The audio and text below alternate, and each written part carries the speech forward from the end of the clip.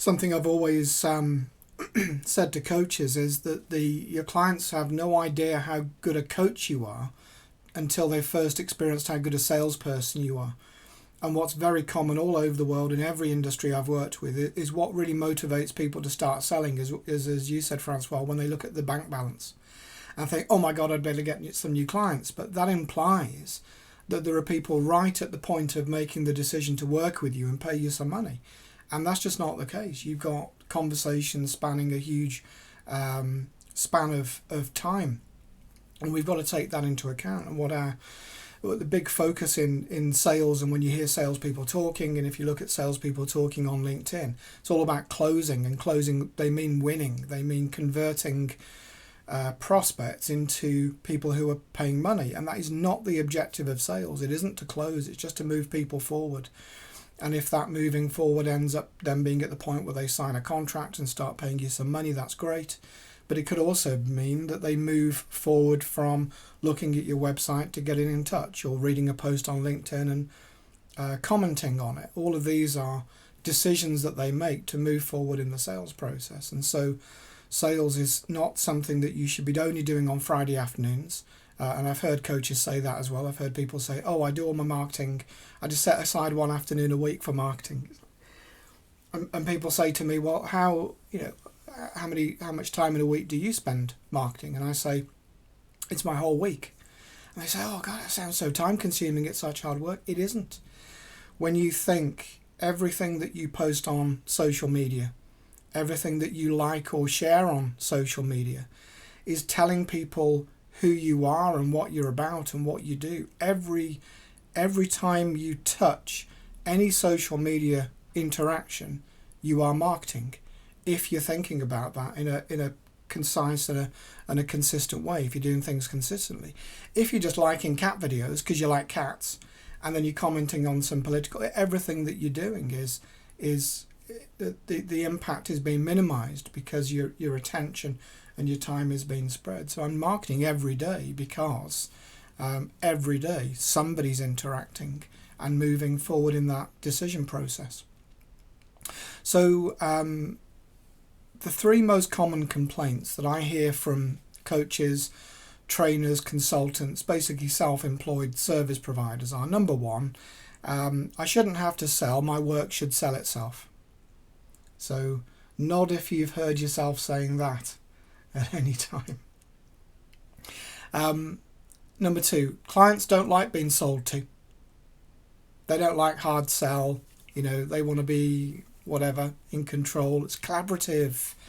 They don't like being sold to. And number three, I want to spend my time coaching, not selling. And as I said, if you have ever told anybody that you're running your own business, then your job is sales. Coaching is just one of the services that you end up having to provide as a result of your ability to drive that sales process. All of these complaints about why coaches shouldn't be selling are all manifestations of the same thing, which is fear of rejection. And that fear of rejection leaves you open to exploitation from people who are promising to do wonderful things for you and do all the hard work of selling for you. So if you're on LinkedIn, I'm sure you'll have experienced this as well. So I get a LinkedIn connection almost every day of the week from someone promising to grow my coaching business. And I'm being absolutely serious when I say this is today's email this morning. Says, we are a lead generating service and we guarantee results every month. We connect with customers with a proven system to deliver sales leads on demand. Consistent leads, never rely on hit or miss marketing campaigns. Convert leads into appointments and have complete control, turn the flow of leads on or off whenever you want. Fantastic.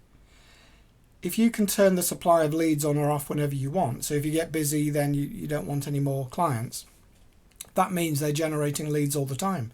That means they're not generating leads for you. That means those leads are worthless. Seriously, this is from yesterday's message on LinkedIn. I'm reaching out to you because I help business owners, consultants and advisors generate 2 to 5, in capitals, high value leads per day on LinkedIn. Working with people all over the world, helping them to get a deeper understanding of their ideal client and building stronger connections that turn into high ticket customers, which means that you can become more effective and successful with less effort and have more free time to focus on what you truly love. Now, nod if you, or say something, if you get messages like this on LinkedIn. Yeah, so if you call yourself a coach, you get messages like this on LinkedIn. So is it a good idea to use these lead generation services? No, it's not. And the reason why is that lead generation is, these are marketing activities. These are not sales activities. Marketing is safe. Marketing is low risk. Their results are completely unverifiable. They can promise to increase your exposure, but that's like putting a poster at a bus stop. There's no guarantee that anybody's going to look at it. They will use what they call click funnels, and I'm sure you've come across, I'm sure you've seen, to grab email addresses off people, and they call those email addresses leads. Leads are not money in the bank. If you don't understand the sales process, then you don't understand why leads are worthless, particularly these kinds of leads. It's one of the reasons that I wrote the book. Well, part of the reason anyway. So I've worked in service sales since the early 1990s, and you'll have read lots of stuff about sales. You'll have read books, you'll have read stuff on websites, you might have been on training courses, you might have done workshops or modules as part of coach training. And what I've got to tell you is that almost everything that you've ever been told or read about sales is wrong for selling coaching. The reason being, almost everything that you will read or hear about sales is geared around product sales, not service sales. And they are totally different to each other. And one of the first times that I remember realizing this was I worked in the telecoms industry for about 17 years. And I remember going to a meeting back in, would have been about 99, 2000, something like that, when I worked for a big global telecoms business. And we had a professional services company provider within the group. And I remember going to a meeting with a couple of consultants from the professional services business. And after we listened to the customer talk about his business and talk about his business problems, they told him that he needed to buy some consultancy from them so that they could do some analysis and then tell him how much consultancy he needed to buy. And so he stared at them blankly and then said, no thanks. They couldn't explain to him why he needed any amount of consultancy, let alone the amount of consultancy that they would have suggested if he'd have paid them to tell them. And you wonder where consultants get a bad name. So they had no idea how to sell the service. They couldn't match the service to the customer's needs. They couldn't articulate the value of the service, of the consultancy that they were providing. They couldn't even figure out what the proposed solution was supposed to look like. I was amazed that they ever sold anything at all. I suppose they were used to just selling service off the back of something else, just bundling it with some other deal, or maybe getting a call off somebody saying, hello, I'd like to buy some consultancy, please. But that's not selling. So I've got a question for all of you now that you can type in the chat box if you want to add something to this. What do you think are the differences between a product and a service? Relationship and trust for service. Yeah, that's interesting, yes. We need trust to buy a product as well, but the risk works in a different way. Personal offering, building relationships, certainly important. The bigger the risk, the more the relationship and trust is important. Service is more about you as a person. It can be, if we're talking about a service like coaching or consultancy, personalization could be, but you can personalize product, service about who delivers it. Possibly. Service more personal, product is a commercial exchange. I would say a service is as well. Service longer term, product one-off. Yeah, that's certainly more likely to be true. I suppose, as you define what a product is, yes. With service, about impact. Hard to know that in advance. Yes, you've exactly encapsulated there the whole point of the book, and why it's a challenge to sell a service like coaching. Service is bespoke to client needs and expectations. Service less tangible. One feels ongoing, the other one time. Product is tangible, service is not. Yep. Delivery, yeah. Product is an item for use, tangible. Service is more of a relationship, yes. Tangible and intangible, yes. Yes, that's the most obvious difference between a product and a service. A product is a thing, like a mobile phone or a pen. I own it, I can hold it in my hand, it's mine. Once I've given you the money for it, take it home, it's my possession, I own it, keep it in my house, keep it in my office. Yes, with a service, yeah, sell technically, service you sell yourself, maybe. I mean, there are some global businesses that sell services, and they have hundreds of people involved in delivering service, like mobile phone services, for example. Product speaks for itself. That would be nice. If it did, then Microsoft would never sell anything.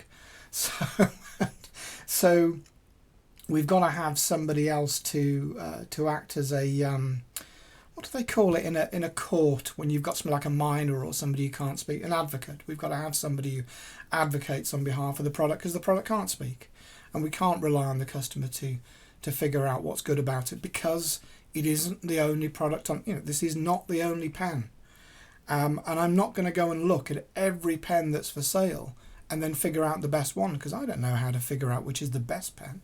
I just know which one I like. Different types of selling, consultative versus hard sell. That's a really interesting phrase, isn't it? Hard sell. And that's what I think puts a lot of people who maybe haven't come from a sales background, it puts a lot of people off selling their own services, or as some people will say, selling myself. Makes a lot of people feel very uncomfortable. Service is extendable, evolves more so than a product. It can do.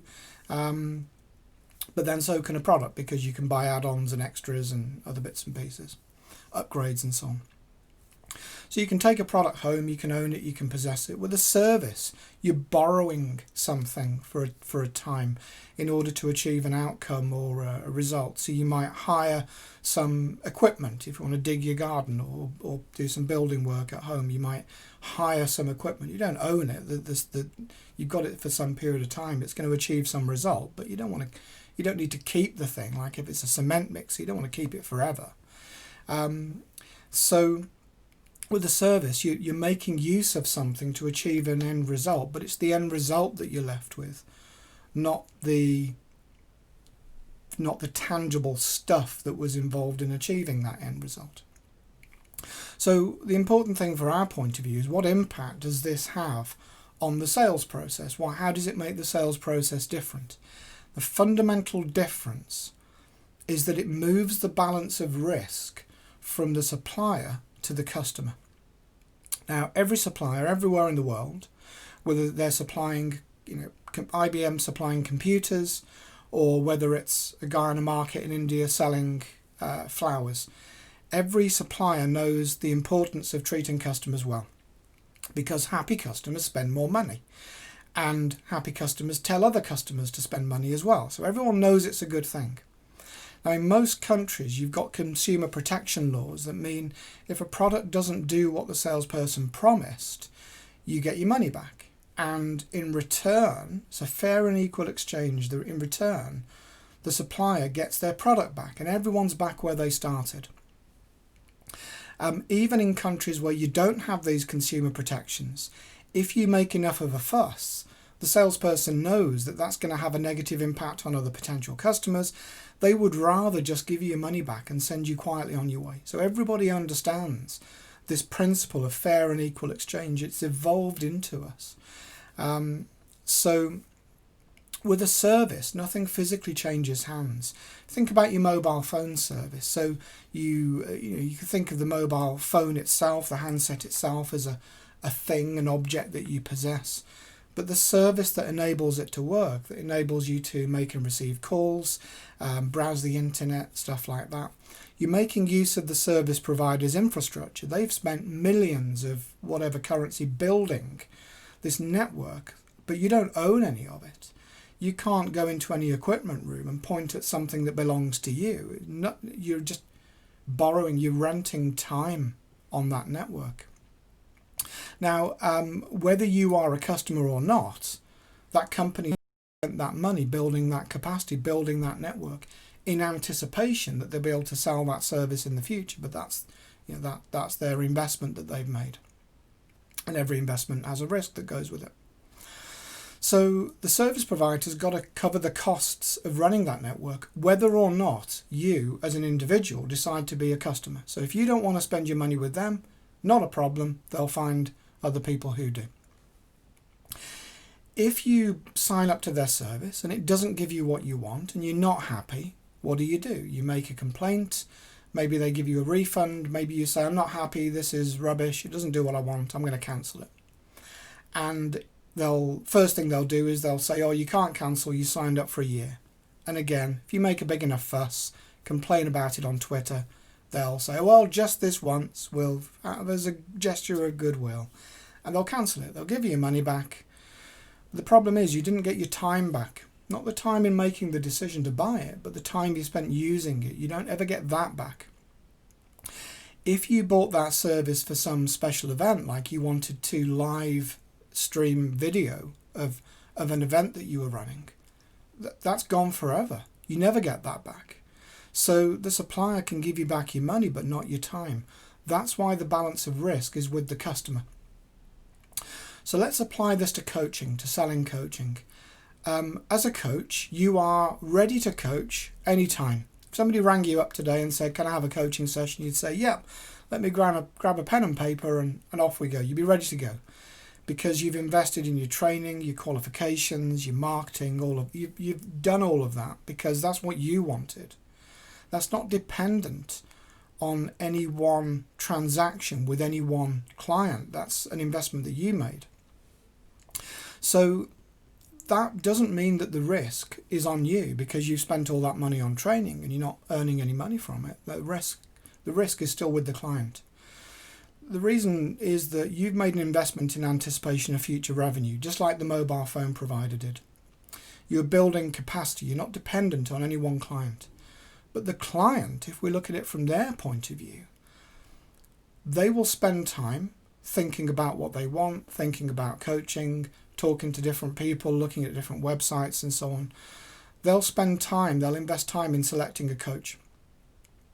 But they've actually got to have the coaching sessions before they work out if your coaching is going to deliver what you promised.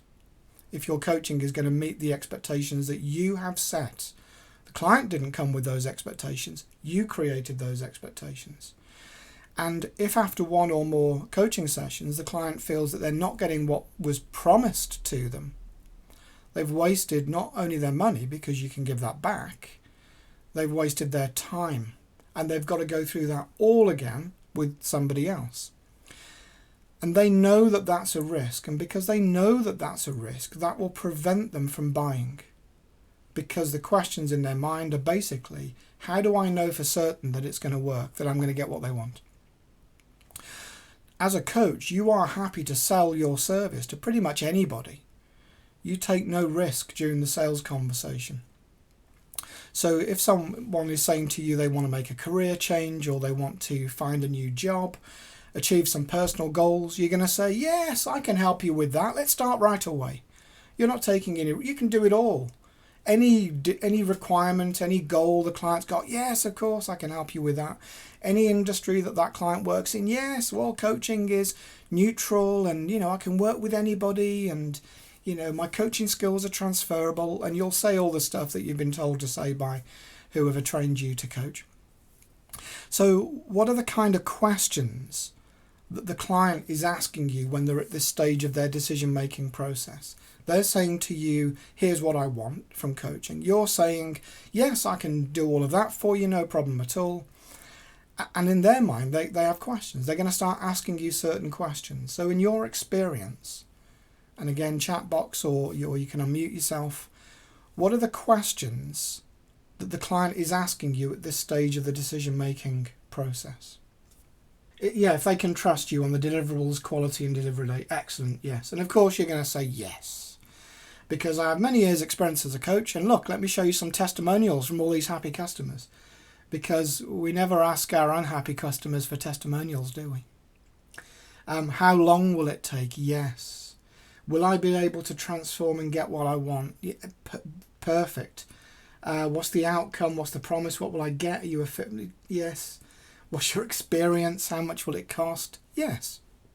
Perfect examples. These are terrific examples. Exactly what the client is asking. And just as we saw earlier with the questions or the complaints from the coaches, these are all versions of the same question. Trustworthy, getting a feel for you, that you might refer them to talk to some other past clients of yours. Yeah, they'll be asking you, how are you going to give me what I want? Have you done it before? Can you guarantee results? What do I have to do? How's it going to work? These are all, as I said, they're all versions of the same question, which is, how do I know for certain that the future is really going to unfold as I want it to? How am I going to know for certain? And one of the most important things from a client's point of view at this point is it going to hurt? Because often they will be engaging a coach or thinking about engaging a coach because of some pain that they're experiencing in their life. And they know that if they start talking to somebody about it, and that person's going to start asking them some tough questions and probing questions and start getting them to analyse and think and talk about their past experiences, it might hurt even more. So, it's like going to the doctor and saying, I want you to pull this thorn out, but I don't want it to hurt while you're doing it. Well, you got yourself into this mess. It's going to hurt to get you back out again. So this is the challenge that we face at that point where the client's about to make a decision, is that we're faced with the resistance that's caused by the fear that is also causing them to want coaching. So the reason why they want to work with us is also the reason why they're going to say no thanks, or I'll think about it, or look for somebody who makes them feel more comfortable. So who can say yes as a coach without the full commitment to the client first? Because, if you go into a bakery and say, can I have some bread? They're not going to say, no, we don't serve your kind. Yes, it's a shop. We sell bread is what we do. You're a coach. Selling coaching is what you do. You'd sell it to everybody if you could. Will I look good with my bosses after finish your work? Yes, and for bosses you can substitute wife, husband, kids, friends, colleagues. Yes, there's a stigma attached to change, to solving personal problems, especially when that first means they've got to admit to having some. So we've got all of this risk on part of the client stacked against us in terms of the decision process. So all these questions are based on the same challenge, which is no matter how confident you are in your ability as a coach, you cannot predict the future, and there is nothing that you can say to the client that will guarantee the future. Just because you've helped other clients doesn't mean that you're going to help this specific person who you're talking to right now. You can't guarantee that your coaching will work. You can't guarantee value for money. You can't guarantee value for time. You can't guarantee results. You can't guarantee that it won't hurt. Certainly my approach as a coach is to tell people that it is going to hurt, but it's going to be worth it. Your optimism, based on all the years training and all the experience that you've got, means nothing to the client. So the risk rests with them. So why is marketing a waste of time? I think, to be fair, I didn't say it was a waste of time. I only said that lead generation services are not a good idea. And the reason is that, as I said earlier about what happens with these click funnels, that generating leads is actually pretty easy. So you offer them a free personality profile, free ebook, something preferably that they can consume by themselves without having to talk to anybody else. Because one of the risks for the client in entering into the coaching relationship is that they're going to have to start talking about why they haven't got what they want, all the things that they've done in the past that have failed, what's wrong in their life, all of that kind of stuff. And that's painful for them to talk about. They will avoid that if they can. So if they can get something that they think is going to help them and they can just enjoy that and consume that in private without having to open up to anybody, they'll do that. So some sort of information product that preferably has zero cost to you, like an ebook or some sort of profile tool. And in order for them to get that precious thing, they have to give you the email address. They pay for it with their email address. And that email address is, as I said earlier, what these marketing people call a lead. And it isn't a lead.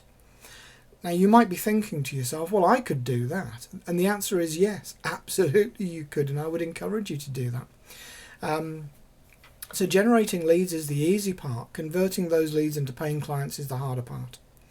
From the marketing people's point of view, if you fail at the point of what we call conversion is moving a prospect forward through the decision process until they reach the point where they either say no thank you, or they're paying you, they're engaged with you and they're paying you money. So from their point of view, your failure to convert those leads into paying clients is your fault, not theirs. Actually, if those leads are nothing more than an email address that's been obtained through possibly misleading methods, then it's not your fault if you can't convert those, because they were poor quality leads to start with.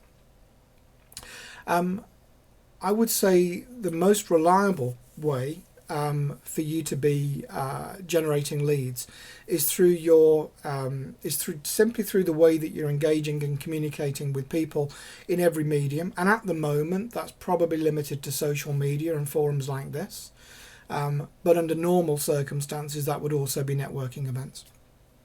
So some of you, in talking about the difference between a product and a service, talked about the service being personal, being about the person who's delivering it and so on. Now, that's absolutely not the case for most services, because if you think about all the people that are involved in delivering your mobile phone service or your television service or a service like Zoom, you can't identify who is providing that. But when we're talking about a personal service, whether it be coaching, consultancy, hairdressing, car servicing at a small specialist garage, that sort of thing, then yes, we do tend to conflate the service with the person providing it. So if you go to a garage to get your car serviced or MOT'd, and the person that you talk to seems knowledgeable, they seem courteous, they seem patient with you, they seem to know what they're talking about, you will infer from that that they will do a good job in servicing the car. And of course, logically, there's absolutely no link between the two, but we'll make a link. We will attribute one to the other. So this is a reason that you've got to be very careful on social media, because I'm sure you've seen this in people in your network. If one day you're saying, oh, the politicians are stupid, and people who wear masks are stupid, and people who don't wear masks are stupid, and masks are stupid, and there's no such thing as the virus, and the terrible thing is the virus, and everything's terrible, and you see people ranting on say Facebook one day, and then the next day they're saying, oh, I'm running a holistic healing workshop at the weekend because I love the universe and all the people in it. And you think, well, something doesn't quite fit. So that incongruence makes us not trust that person, and not trusting that person at that face value makes us less likely to trust their ability to provide the service. So that congruence and consistency in everything that you communicate, it doesn't mean that everything that you post on social media is about coaching, but it means that everything that you post, everything that you comment on, that you share, is congruent with how you deliver that coaching. Because remember, what the potential client, the prospect, is looking for is, I want somebody who I'm going to trust, who I'm going to feel understands me, who I feel gets me, who is going to join me on this journey, who's not going to hurt me. That's an important consideration. And people will judge that by looking at how you interact, how you write your website, that kind of thing. So that sends people a message about what you're going to be like to work with, even though logically there's no connection between the two. Because you could be, an extremely short-tempered and irritable person on Facebook, but actually as a coach you could be wonderful and patient. But the client can't tell the difference. The client will conflate the two. So one of the things to think about in terms of generating leads is to think about who your target clients are and who your ideal client is, and I'll come on to how you identify that a bit later. But to think about where they are. So one of the very common things that we do on social media and in networking events is we surround ourselves with people who are like us. The problem is they're probably not your target clients. So if you think about who your target clients are, and you think about where they are likely to be, either online or in the physical world, and you're in the same place, not every 5 minutes saying, hey, I'm a coach and I've got a free slot this Friday for a coaching session. Oh, I've just had some capacity, and nobody buys stuff like that, I don't think. You're saying you may as well just go on there and say, I'm a bit short of clients at the moment, and I'm a bit desperate. Does anybody fancy a bit of coaching? You may as well say that, because that's how it comes across. But if you're clear and consistent in the way that you engage with people, the way that you see the world, your philosophy, your attitude, your approach, the way you interact with people, the way you engage with people, then that's sending a clear message to those people about what you are going to be like to work with. So that's going to be an important thing to do. So think about where your ideal clients are going to be, and be there, not in your comfort zone and your echo chamber of all the people who agree with you on whatever social or political issue of the day is currently being argued. So with these lead generation services that I mentioned a couple of times, you can buy leads. And there are companies that you can engage that will generate leads for you. But all that you're buying there is your own time. It's either the time that you didn't invest in building your own leads, or it's the time that you'll spend sorting out all the junk leads that are worthless, and they're for people who don't even remember giving their email address and certainly don't want to spend any money on coaching. So in sales, we have something called a pipeline. Pipeline is kind of a map of all of the people that you're currently talking to about coaching. And the pipeline starts with the very, very first point of engagement, which could be something as simple as a comment on a post on LinkedIn, or somebody who's commented on a LinkedIn article that you've written, or a phone call or an email inquiry or something like that. And it ends with a closed prospect. Closed means either it's not gone anywhere, it hasn't progressed, and we've decided to stop working on it, or it means that they've converted into a client and they've started paying us money. So the pipeline is kind of a map of all the people that we're talking to and the stage of the sales process that they're at. And what that allows us to do is it allows us to see, are people moving forward through the decision-making process? One of the very common things that salespeople in every industry all over the world do is they feel like they're doing a good job when they're busy. I know this is true of people in every job. The problem in sales is being busy doesn't equate to getting results. There are lots of salespeople out there that drink a lot of coffee and know a lot about their customers' golf scores and holiday destinations and so on, but don't sell anything. Because just because somebody's giving you time and you're having a nice chat doesn't mean that the conversation is moving forwards. So in order to do that, we've got to understand what are the stages that we're leading people through, what are the stages to making a decision, how do we know that somebody's moving forwards. So at each stage in the pipeline, somebody will either move forwards or they'll drop out. And either is good, because either of those means that you're going to focus more of your time on the people more likely to move forwards. And you'll see that there's lots of people that you talk to during the day, but they're not necessarily sales conversations. They're not moving those people towards making a decision, and that's the key difference. And this, coming back to the difference between product and service sales, is a really critical point. People will move forward, so the prospect will move forward in that decision-making process when the risk balances out, when the risk of moving forward is the same as the risk of staying where they are.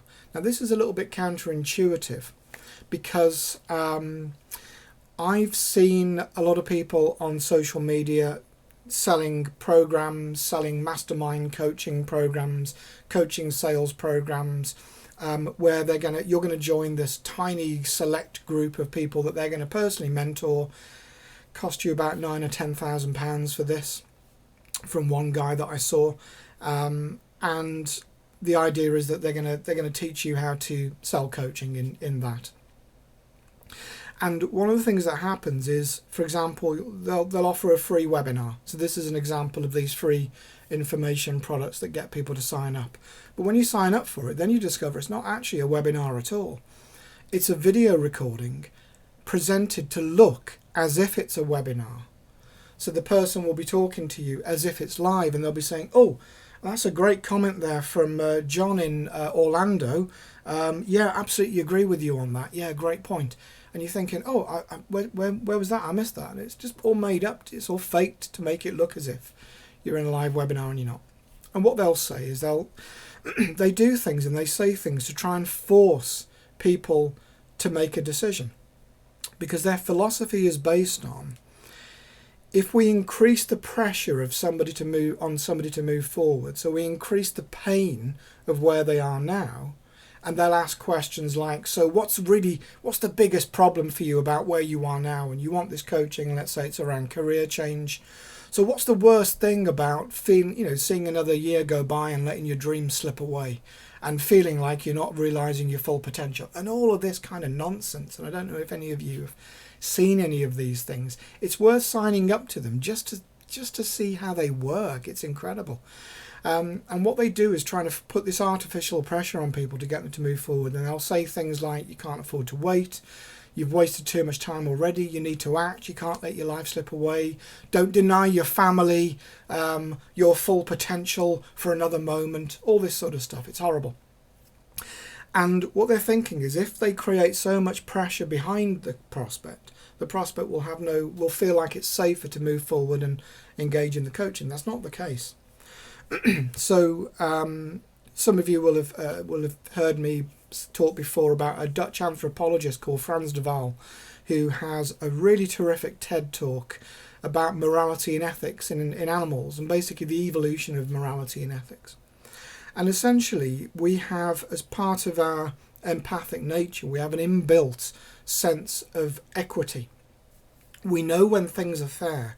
We don't like it when things are unfair and we are disadvantaged, but equally we don't like it when things are unfair and we are put in an advantageous position. And that feels, if you ever gone into a shop or somewhere and you've been given too much change and you feel guilty about it, and the bigger the difference, the more guilty you feel. So what we're looking for is equality of risk, balance of risk, and that's when the client will move forward in the decision-making process. When staying put and moving forward are equally risky, well, I may as well move forward then, there's no reason not to. When staying put is more risky, it feels like that something's too good to be true, I don't like it, it feels unrealistic. And when staying put seems a lot more risky, it doesn't feel right, it doesn't feel balanced, and people, when they don't feel that risk is balanced, they will tend to freeze and stay where they are. So it's counterproductive if it does force people to make a decision. And things like early bird discounts on training work in the same way. Actually, from a supplier's point of view, if any of you are offering training, really all that an early bird discount does is it means you are now charging less for something that the person was going to buy anyway. And if they know that you're going to offer a discount or something like that, then of course they're going to take advantage of it. Of course they are. But it's usually not necessary. So to be cautious with things like that. So we feel comfortable when we pay not too much and not too little for something. We feel that that's fair. The client's own goals and desires will move forward. That will provide all the pressure that we need. We don't need to put any pressure on them. the most important thing that we need to provide as coaches throughout the whole sales conversation is reassurance. Because remember, the thing that's going to make them want to engage you as a coach is the same thing that will stop them from engaging you as a coach. They're wanting to change something in their lives, but at the same time, they're afraid of changing it. There's some resistance around that. That resistance will stop the sales process from moving forwards. So the most important thing for you to do, and this is a step on from identifying your ideal client, is to do something that we call qualification, to qualify your leads and prospects. And qualifying means that you identify who your ideal client is right at the very start of the sales conversation, and you do that very explicitly. So it's going to help you to stop wasting not only your time but also theirs. And remember, the time is the most valuable thing that you have, because time is the thing that you can't get back. You can't get a refund on that.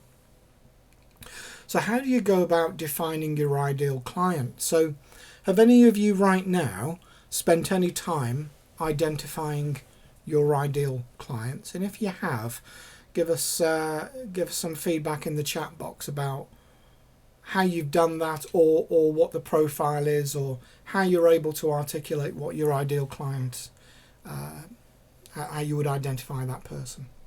So how have you currently identified your ideal clients? Either how you've gone about it or what that ideal client looks like, for want of a better phrase. So part of writing your coaching philosophy. Nice. Courageous, developmental, transformational coaching agenda. Yeah, okay, very good. Who you've enjoyed work. Yes, that's a very, very important and underrated guide, actually, because if you enjoy it, you're gonna put more into the relationship, I think. So you work through at the end of your training, Tom. That's good. Combination of your passions, expertise, what you can offer. Fantastic. You enjoy working with, who pay. Yes.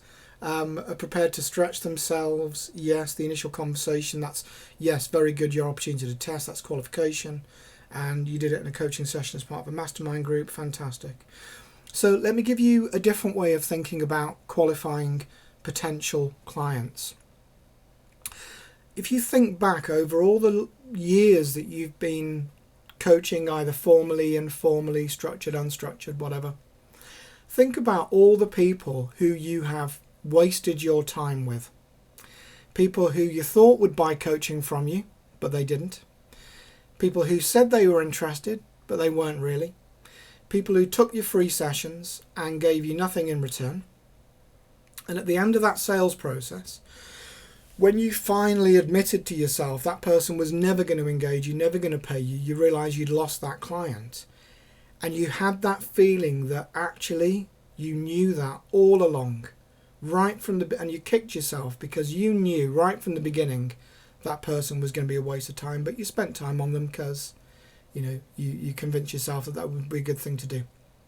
So you knew all along that that person was never going to buy from you, and you simply failed to ask the right questions of them at the beginning. So as you look back, what were the questions that you wish you had asked them?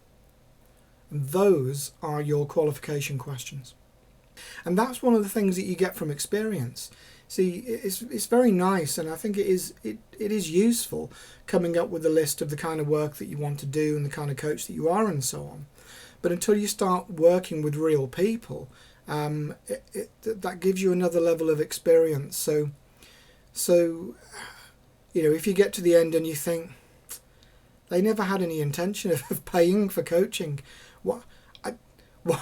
why didn't I just ask them at the beginning if they actually had any money set aside for this? And often the reason that you don't ask is because it feels rude, and it's not rude at all. If you're talking to somebody who's serious, they will give you a straight answer. If they're not serious, they won't give you a straight answer. They'll evade the question, or they'll get uncomfortable, or they'll get irritated with the question, but they won't answer the question. If they're not a serious buyer, they won't answer the question for you. And yes, somebody might pretend to be offended that you've asked them if they're, if they need if this decision is solely down to them, if they're really, if you're going to say to somebody, are you really committed to doing the work? Of course they're going to say yes. So there are some very specific questions that you'll discover you can ask. So let's have a look at what somebody said. I help not-for-profit organisations to... Yeah, very good, Leslie. Yeah, and that's a good one, Annette, as well. What's the likelihood that you'll choose coaching as a means to finding a solution to your challenges? And what level of discomfort are you willing and ready to endure?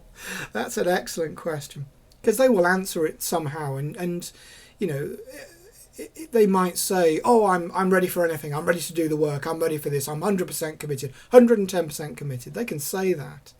But of course, it's up to you to judge what the real answer is in between all of that. But I think there's an important point in what Annette said about the chance of choosing coaching, because we've got to understand a very, very important point about that first conversation that you're going to have with somebody about coaching, which is it might be the first time that you've spoken to them about coaching, but it is not the first conversation that they have had.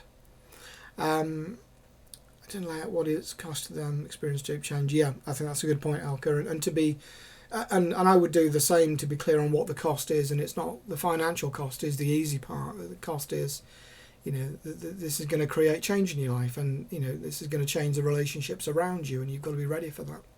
So on and so on. So it's not the first point that the client has had a conversation. They've talked to other coaches, they've talked to friends, they've talked to colleagues. They've tried, they've spent years potentially self-medicating, because if they're in a situation that they would rather be in a different situation, that mismatch causes stress. Stress needs to be released in some way, and people will self-medicate in order to do that.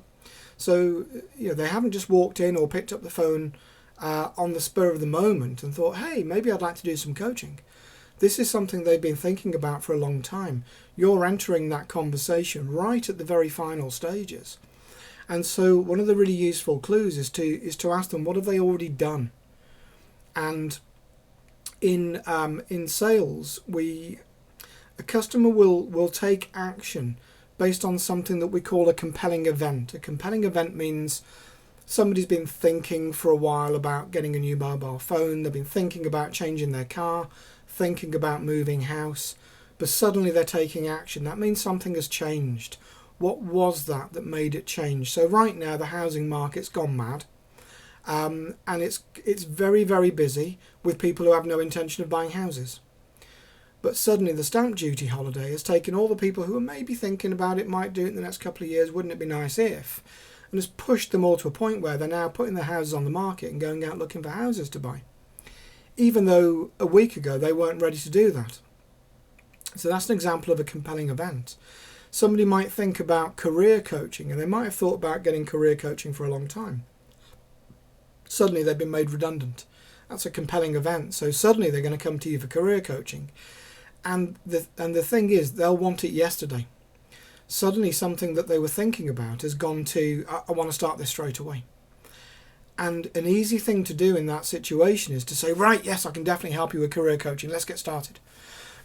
And what you're essentially doing is taking advantage of the sudden risky position that they've been pushed into. And I would caution against that. What you might say to them is, well, let's just take a step back. You need to get a job, yes. Is career coaching the right way to do that, or would you rather just get another job for now, and then let's come back in a month or two's time and then explore the career coaching? So don't rush to sell something to them, because they're put into a position where those risks have become very unbalanced. They'll start to take action on something that they think is the solution to the problem, but it may not be. So don't, just because somebody's rushing to buy doesn't mean that that you should be as equally eager to sell to them. That's the kind of situation where we get the thing that no doubt you'll have experienced, called buyer's remorse. And buyer's remorse happens when we force the customer to make a decision before they're ready. And what will happen is they'll appear to make a decision, and then they'll carry on deciding afterwards. You do this in restaurants. You sit there going, oh, do I want the fish or do I want the chicken? Oh, I'm not sure. maybe something vegetarian. Oh, the fish looks nice. I'm not sure. The waiter comes over, says, can I take your order? You say, oh, I'll have the fish. And the waiter goes away. Or should I have the quiche? I don't know. And you'll carry on deciding until the meal arrives, really. So that's an example of what happens when we force people to make the decision too early. So one of the things that the coaching schools do is they want you to think, and this was a big issue back in the early 2000s when life coaching really took off. They want you to think the market for coaching is massive. They want you to think that you'll be overrun with clients, you'll be rolling in money.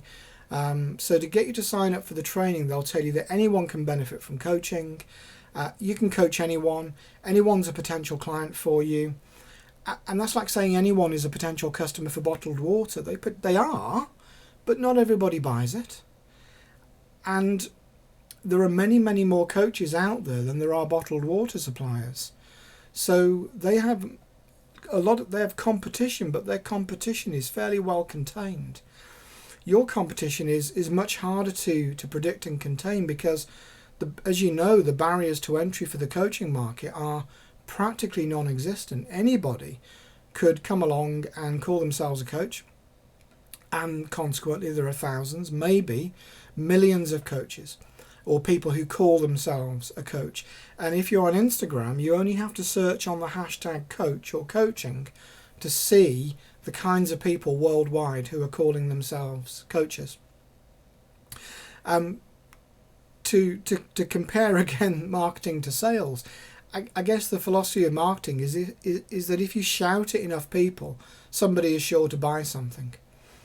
And in comparison, the philosophy of sales is that if you listen carefully to enough people and you focus on the few people whose needs are aligned with your services, you'll build long-term sustainable relationships that are mutually valuable. Sales is much more personalized, more intimate, and it's like when you see, for any product that you look at, you'll see lists of features and benefits. And if you've done any sort of sales training, you'll be told to talk about features and benefits. And actually, until you are talking to a specific person about their unique needs, you cannot say what the benefits are, because the benefits will always be unique to them. You can say what the features are, and for you as a coach, you can say your features might be, you've got this certain qualification or a certain association that you're a member of, or you've got so many years experience, or you've got experience of working with particular niche clients or industries. They are features of your service, but there's no guarantee that the client could care less about any of those features. So those features only become benefits when the client cares about them, when they're meaningful relative to what it is that the client is aiming to achieve. So if you've got somebody who's very specifically looking for, say, a career coach, and you've got a specific career coaching qualification, suddenly that becomes valuable. When it's not valuable so much for somebody who's looking for, relationship coaching or something more generally around life change. I think the golden rule that I want to leave you with before I start to get some questions from you that are going to be obviously specific to your own interests and needs as well, is I want to leave you with the golden rule that's really the whole premise of the book, which is that your clients will never experience how good a coach you are until they have first experienced how good a salesperson you are. And whilst the client may not be able to tell the difference between the two of them because they look identical, from your point of view, when it's very important for you to be clear about which role you're in at what point in time, when you're engaging people at social media, when you are talking to people at networking events, you've got to be the salesperson. And if you have, if you're going to think to yourself, well, I'm a coach, I'm not a salesperson, I'd never call myself a salesperson, people don't like being sold to, that sort of thing. If you have ever told somebody or said about yourself that you're starting your own business, or you run your own business, or you're an entrepreneur, or anything like that, then you're already on the train. You can't get off. You've already said, by saying that you're a business owner, you've already said that you are responsible for the commercial performance and the commercial success of your business. That makes you the salesperson. And as I say before, the client will find out whether you're any good as a coach. Their first experience of you is that you are a salesperson, whether you like it or not, because their first experience of you is when they are a buyer, before they get into the conversation as a client. So Simon's got to head off. Sounds good. Great to see you. Thank you very much. Important not to exploit someone's vulnerability, from Jane. Absolutely, definitely the case. And I would say, in terms of selling coaching, just to reiterate something I said earlier, I'd say the key thing that we're going to do, the critical thing that we're going to do, that is going to balance those risks and enable the client to move forward because they want to, otherwise they wouldn't be talking to us, is reassurance. And reassurance comes in the form of, not everything's going to be okay, because you cannot guarantee that. Oh, it's going to be wonderful, everything's going to be fine, I'll take care of you. You can't promise that. It's, this is what's going to happen next, here's how it's going to work, this is what I'm going to do, this is what I need from you, this is what you need to do, this is what you can expect. Whenever we as human beings are in an unfamiliar, uncertain situation, we're scared because we can't predict what's going to happen. So if we tell people what's going to happen and we enable them to build their mental predictions, they will feel more confident, more relaxed, more certain, more in control, more likely to get a sense that those risks are balancing, more likely to move forward with us. And the other way we can do that is to break the scope of the conversation down. So I don't know if any of you still offer free 1 hour or 30-minute discovery sessions. I would recommend you don't. I would recommend you don't give anything away for free. But if you do, then that can seem a bit daunting, to have this big, this, even if it's a half-hour conversation. So just make it a 5-minute conversation. It's just chat for 5 minutes, get a feel for each other, and then we'll decide if we then want to have a 15-minute conversation. Then we'll decide if we'll, so we just break it down, make the scope, make the stepping stones smaller and closer together, I guess we could use that analogy.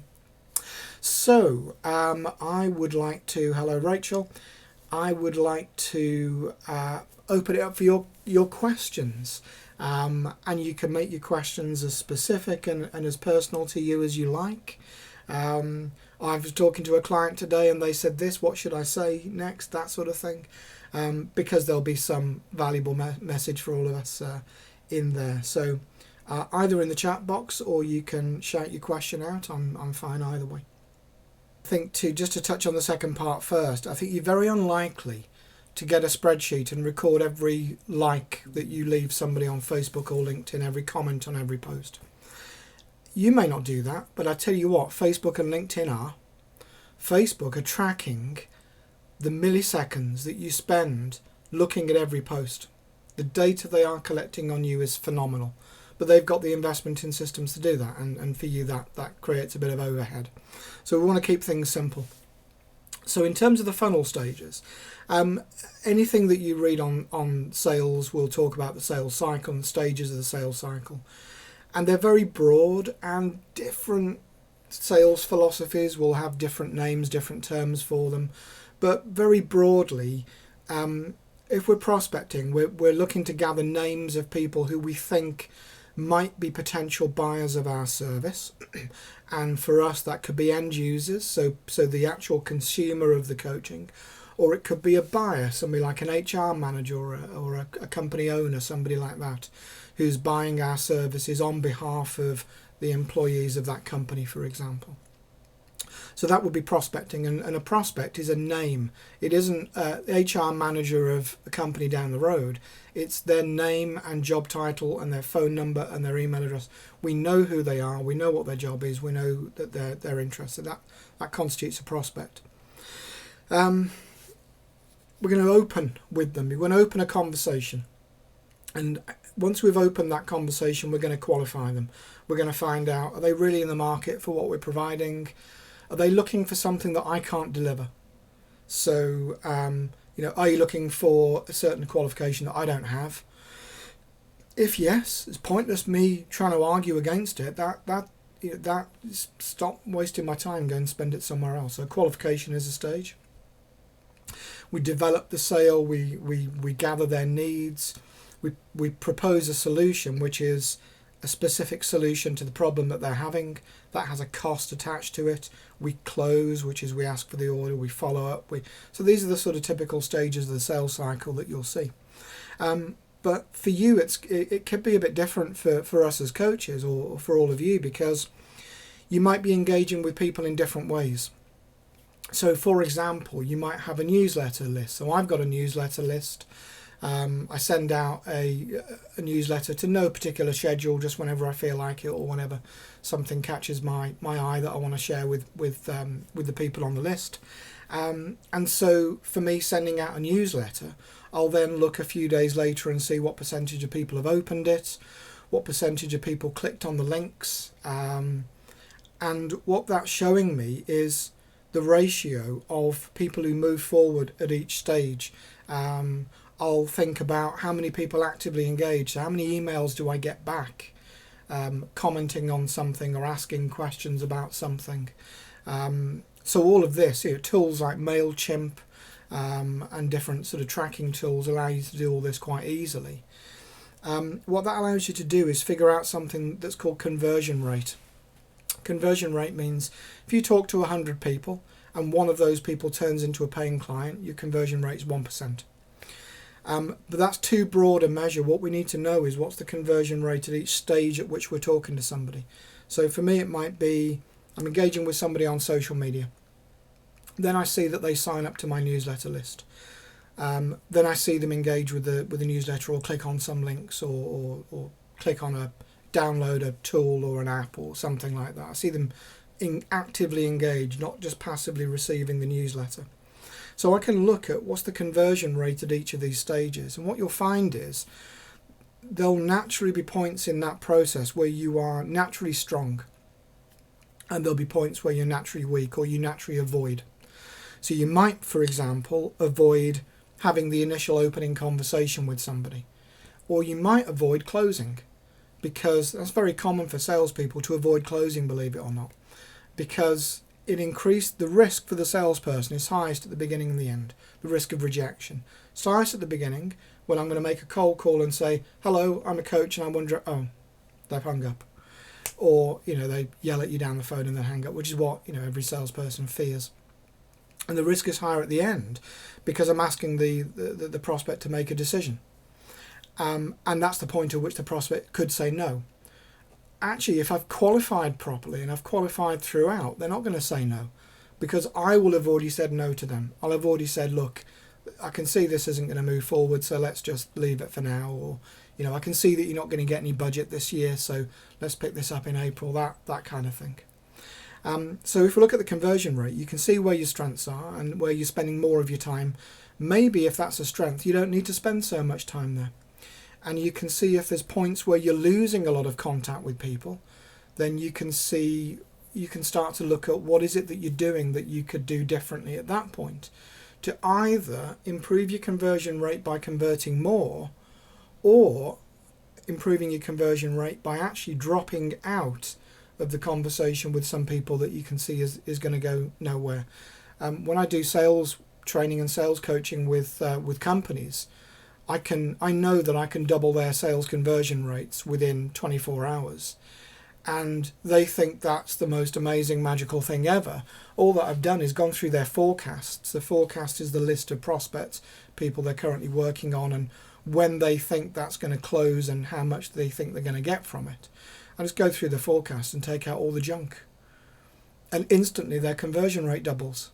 So there's no magic to it, but as I said earlier, a lot of salespeople, they're rewarded for being busy rather than being productive, because being productive is scary and risky, so they'll avoid that if they can. And to be blunt, so will we. It's very simple. I would strongly urge you to not sell yourself. The reason being, there's only one of you. Once you've sold that one, you've got no more left, so you've got to sell that for a very high price in order to make a living. And it does kind of sound a bit like slavery. And it might seem like it's just semantics, but when we think in terms of I don't want to sell myself, you're not selling yourself. You are selling some time in the application of your knowledge and your expertise. And earlier on I talked about guarantees and us not being able to guarantee results, and that's fundamentally what creates the risk and puts the risk onto the client. If you're thinking in terms of I'm selling myself, you're kind of putting your whole self in there, your whole self on the line. You take it very personally if somebody says no. When you realise that if what you're selling is an hour of your time and somebody says no, great, that's an hour of my time I can do something else with. And as I say, if we really understand what qualification questions to ask to identify the ideal client, we're ideally never in a position where the client says no. We'll be in a position where we say you're not right for me. That's in the ideal world. I think I think the key thing there, yes, is to understand, is to draw that line between your role as salesperson and your role as coach, and not muddle the two up, and to realise what it is that you are actually providing as the service, and that nothing tangible is changing hands, as I said earlier. So yeah. So yes, on the point of COVID, we're suddenly thrown into this position where people are uncertain about their jobs. Spending money on training and self-development is probably low on people's agendas. And this is, I think, why maintaining that pipeline, the prospect pipeline, is so important, because most salespeople in the world who I've ever worked with, and I would hazard a guess that this applies to most salespeople everywhere, when times get tough, they will generally revert to closing. So they'll go to everybody they're talking to and try and hard sell or offer discounts in order to push those decisions over the line and get some money. And it's counterintuitive, but actually what you should be doing when when the going gets tough, when times get hard, is more prospecting. So your default position should be prospecting, and be prospecting every day. So people often ask me, how much time do I spend marketing on social media? And I say, it's almost all day, every day. Because everything that I like, every comment that I post, every article that I put on LinkedIn, everything I share is all part of demonstrating my personal branding in my attitude, philosophy, approach to the world, take on things, that sort of stuff. And if your focus is on prospecting as being the most valuable thing that you can do, because prospecting is feeding in more contacts into the wide end of the funnel, your conversion rate is never going to be 100%. And if you were able to go through all the people you're currently kind of talking to, engaging with in some way, and you were able to close all of those and convert all those into paying clients, that still wouldn't last you very long, and the prospect pipeline would still be empty. So what I found the best salespeople do is when things are when they're on lean times, they default to prospecting. And if you don't have any paying clients today, it's because you didn't spend any time prospecting a month ago, 6 months ago, whatever your typical decision process time is for you. And there's really nothing to do but bite the bullet and get back to prospecting and hope that you can kind of weather the storm for a period of time. So if you're self-employed, we've had the two grant payments from the government. If you're furloughed, there's been that support. So there's been some forms of support if you're lucky enough to be able to draw on those. That helps us to get through a time like this. And the good news is it affects everybody. It affects you, and it affects huge coaching corporations that employ hundreds of coaches. Everybody's in the same boat. That means that when life gets back to the point where people do start to return to coaching in volumes, it means the people who are first off the starting line are going to do the best out of that. So being in a position where you've built a pipeline, you've kept in touch with people, you've built a newsletter list, you've built a good following on your Facebook page, whatever it might be, puts you in the strongest position there when the market does kind of come back to life, as it will do, as historically it's always done. I think as for the cannibalistic nature of the coaching market, yes, I think that's a very, very common problem, that there's an awful lot of coaches out there trying to coach other coaches and saying, hey, I'm the coach's coach. thanks. So, which is different to supervision, of course, which because supervision involves spending money on more training, of course.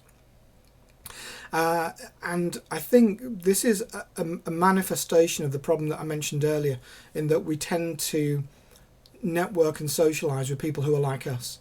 So you might be part of a coaches group on Facebook, and you might go on there and comment on posts that, oh, woe is me, and isn't the world terrible, and isn't everything terrible, and isn't it awful how bad it is, and so on. And it feels comforting to do that, but you're not going to find any clients there.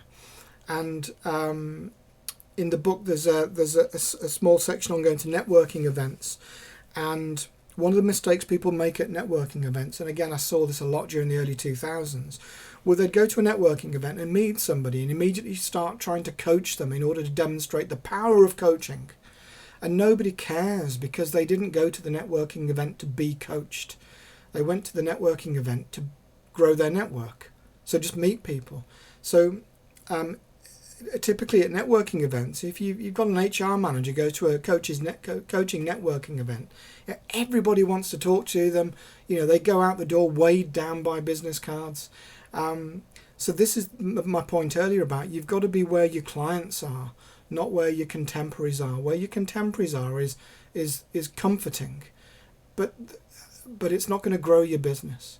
So move out the comfort zone and think about the target clients. Where are they hanging out? And spend time, invest time in building your network where your target clients are hanging out.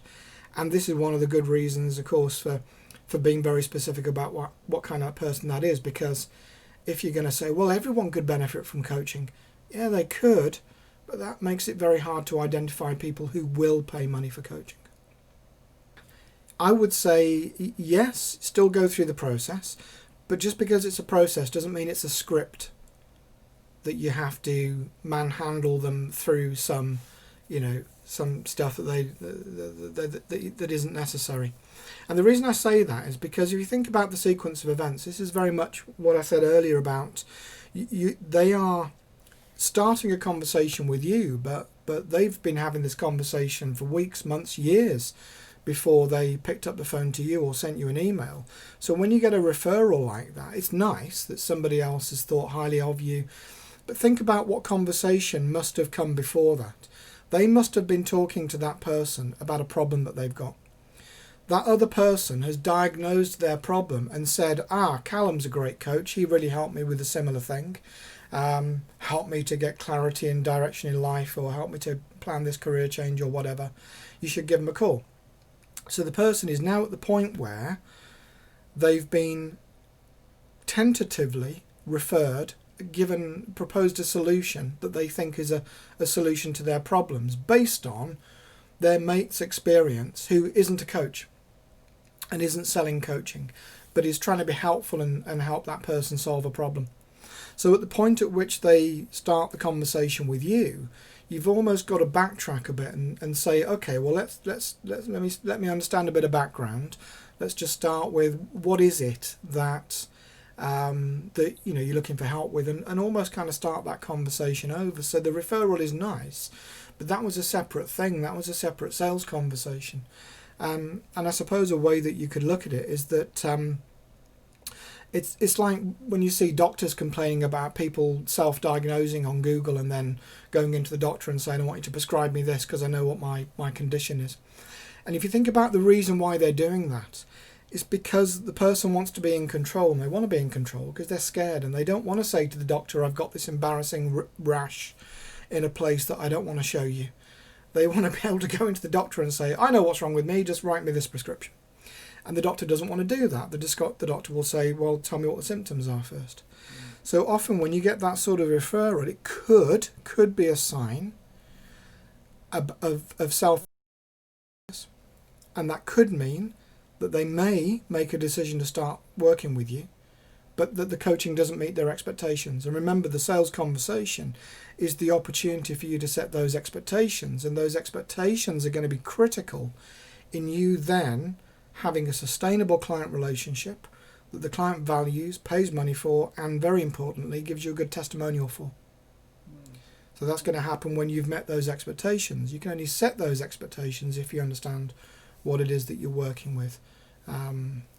So that conversation is still going to be very fluid and still going to be totally tailored to that person, but you're still going to take them through that same sequence of events, because they've had the conversation with their friend who's decided what the solution is, but it's news to you, and you've got to be confident in the service that you're providing as well, and the solution that you're offering. Right. So kind of balancing that risk is, as a coach, that's the ethical thing for us to do, isn't it? Yes. Yes, exactly. And remember that the point they call you or email you, they're expressing an interest, so that makes them a prospect, but they're not buying coaching. All that they have felt safe to do is make contact with you and ask you for more information. That's as far as they were able to go based on their perception of risk. So what the conversation with their friend did was it gave them a bit more faith in your ability to solve their problem, but it's still not a guarantee. And a referral from their friend is going to have higher value than a testimonial on your website, because you're not going to put testimonials from people who hated working with you. So that higher value will balance the risk further. That will move them further forwards, but it doesn't move them to the point where they're putting a check on the table. Well, thank you so much for tuning in, and I wish you every success in learning how to sell coaching.